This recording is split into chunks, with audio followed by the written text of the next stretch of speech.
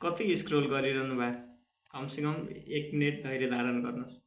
तपाईँले जति धेरै आफ्नो मोबाइल स्क्रोल गर्नुहुन्छ त्यति तपाईँको माइन्ड डिस्टर्ब हुन्छ, त्यति नयाँ कुरा खोजिरहेको हुन्छ। त्यसले गर्दा पछि तपाईँको कन्सन्ट्रेसन गर्ने क्षमता नै कम हुन्छ। तपाईँले 1 घन्टा 2 घन्टाको फिल्म पनि हेर्न नसक्ने अवस्था हुन्छ। पढाइमा त्यस्तै मन नलाग्ने, 1-1 मिनेटमा 2-2 मिनेटमा 5-5 मिनेटमा मोबाइल खोलिरहने नसा जस्तो लाग्छ। त्यही भएर पर्खेर सुन्नु है त। तपाईँहरूले मेरो भिडियो हेरिरहनु भएको छ भने मलाई कमेन्ट गर्नुहोला। यो भिडियोले कतिको प्रभाव पारिरहेछ तपाईँको जीवनमा, कति कुरा तपाईँले जीवनमा लागू गर्नुभएको छ, के कुरा लागू गरिरहनु भएको छ मेरो भिडियोबाट।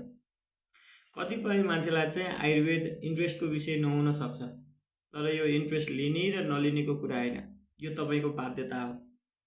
मैले आयुर्वेदमा भएका कुराहरू तपाईँलाई भनिरहँदाखेरि यसले तपाईँको जीवनशैलीलाई परिवर्तन गर्न मद्दत गरोस् भन्ने उद्देश्यले मैले भिडियोहरू बनाउँछु। जसले गर्दा तपाईँलाई ढिलो सुत्नु असर हुन्छ, चाँडो सुत्नुहोस् भनेर तपाईँले एउटा मात्रै बानी आफूमा विकास गर्नुभयो भने त्यसले तपाईँको पुरा जीवन नै सुन्दर बनाउनलाई भूमिका खेल्छ।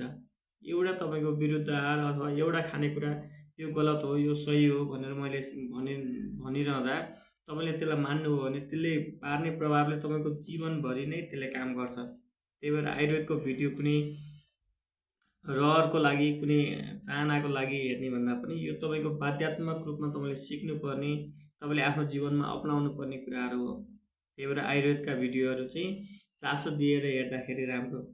यसले मलाई ठ्याक्कै धेरै लाइक आएर, धेरै कमेन्ट आएर, धेरै फलोवर भएर मलाई धेरै फाइदा त केही हुने होइन, तर यसले तपाईँलाई मैले थोरै भने नि केही मैले पढेको यो गुरु ऋण भन्छ नि होइन, त्यो गुरु ऋण तिर्न सक्छु कि भनेर मैले यो भिडियोहरू बनाइरहेको छु। त्यही भएर तपाईँहरूले भिडियो हेर्नुहोला र आफ्नो जीवनमा लागू गर्नुहोला मैले भनेका कुराहरू, जसले गर्दा चाहिँ तपाईँलाई फाइदा होस्।